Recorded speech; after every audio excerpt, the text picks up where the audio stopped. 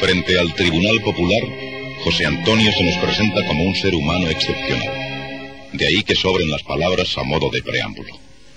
Pero nos pareció obligado advertir que por razones de tiempo hemos reducido el proceso, suprimiendo pasajes no fundamentales, como las declaraciones de los oficiales de prisiones y las de sus hermanos Miguel y Margot, pese al valor jurídico y emocional que poseen. Nada más. Comienza el juicio oral. El tribunal se constituye en la prisión provincial de Alicante. Son las 10:30 de la mañana del día 16 de noviembre de 1936.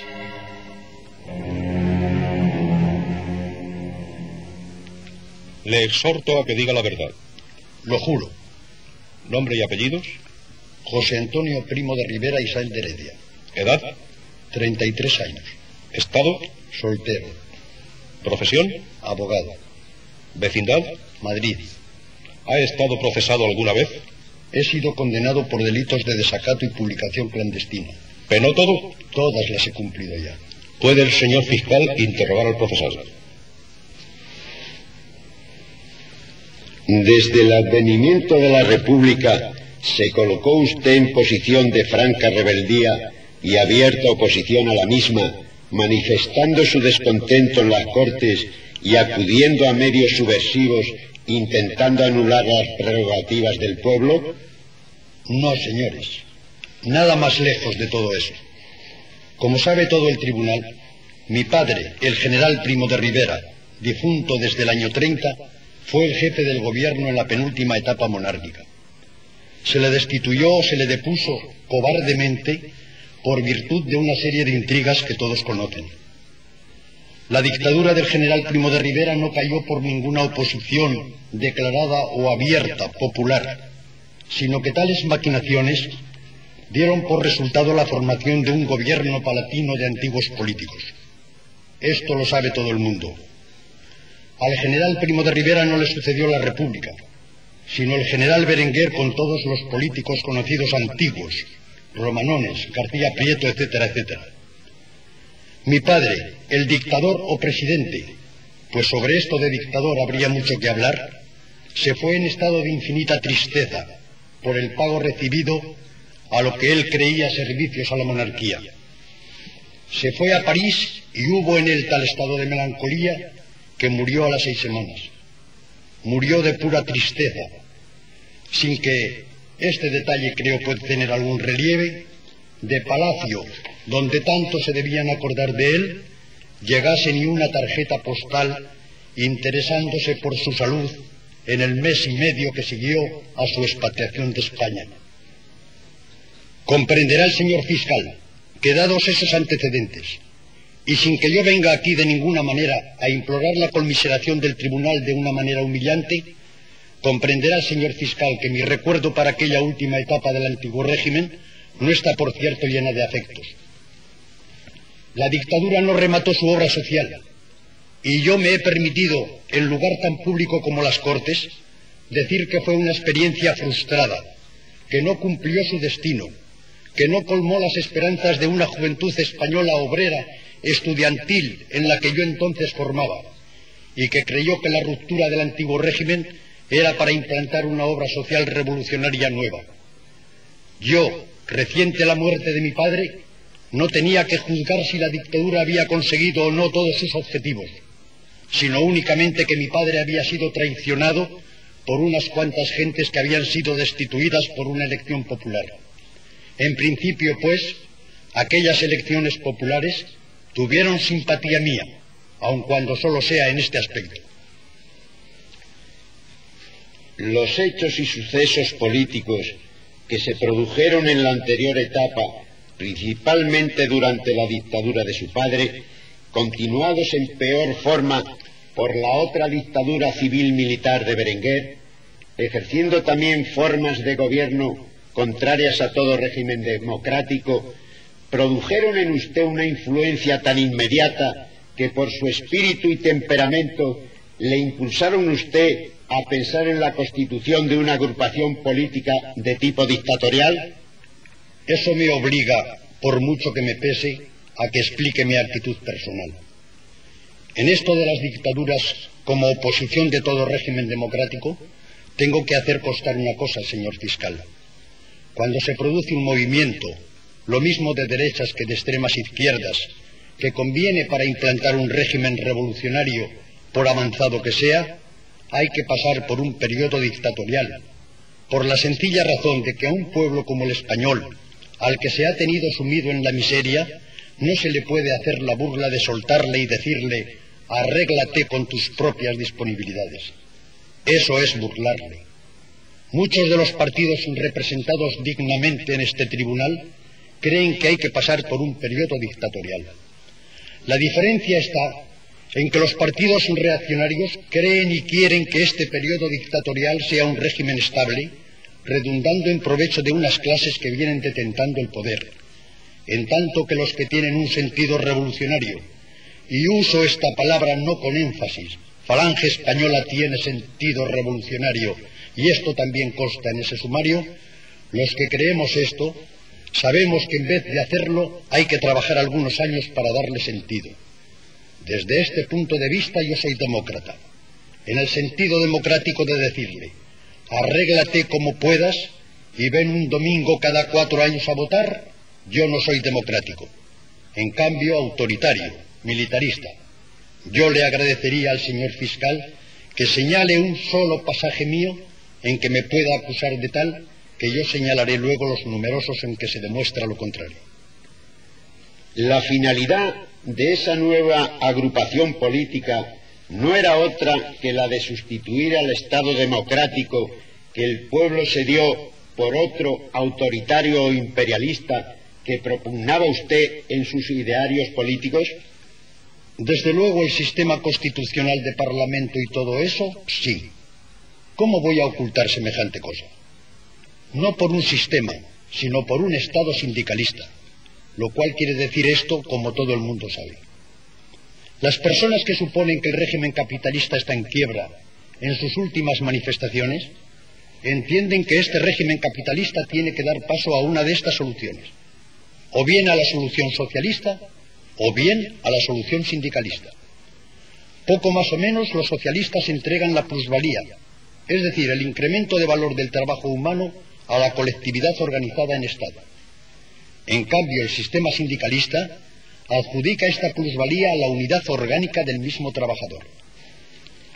Se diferencian los dos del sistema capitalista actual en que éste la adjudica al empresario, al que contrata el trabajo.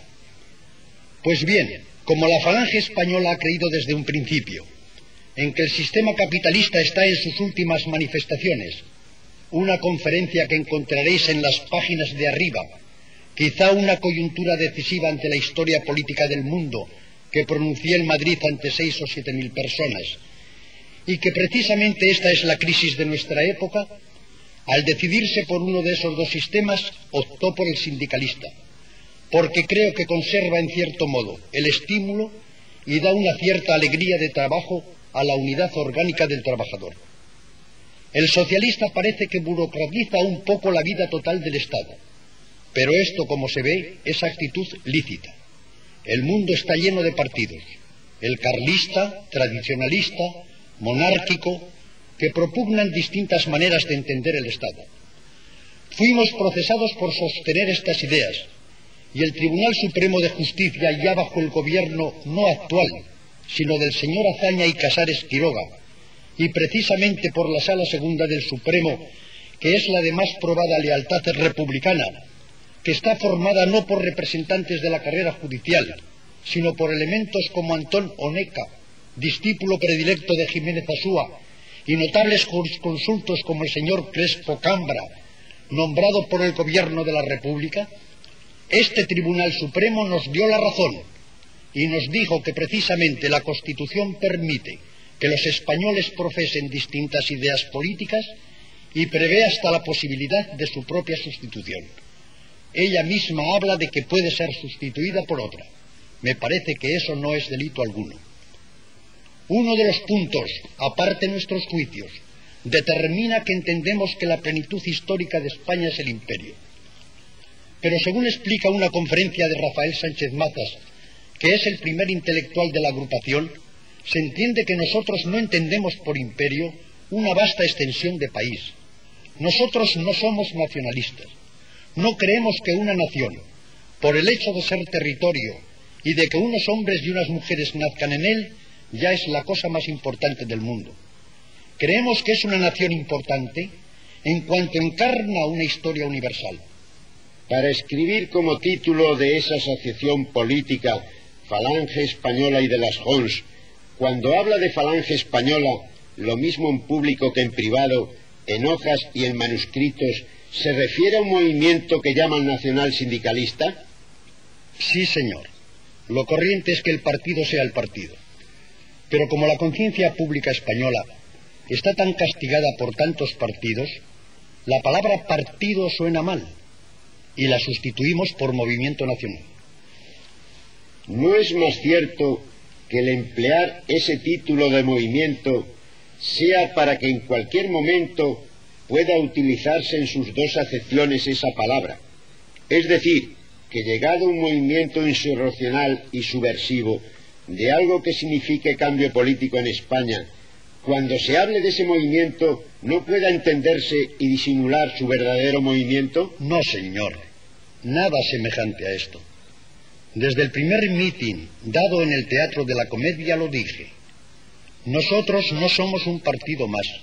Somos un antipartido. Somos un movimiento nacional. Esto se ha dicho infinitas veces. Los que hayan prestado atención a mis camaradas y a mí saben que es verdad esto. Al conocimiento de actos delictivos, ¿no es cierto que no los impidió ni censuró la conducta de sus afiliados, haciendo uso de la autoridad que tiene sobre ellos, sino que llegó hasta casi autorizarlos, defendiéndoles cuando eran procesados por su actuación ante los tribunales? No he defendido ni una sola vista por ningún delito de sangre en 12 años, ni de Falange, ni de fuera de Falange. Eso se puede ver en el registro del Colegio de Abogados. He defendido innumerables por supuestos delitos de tenencia ilícita, etc.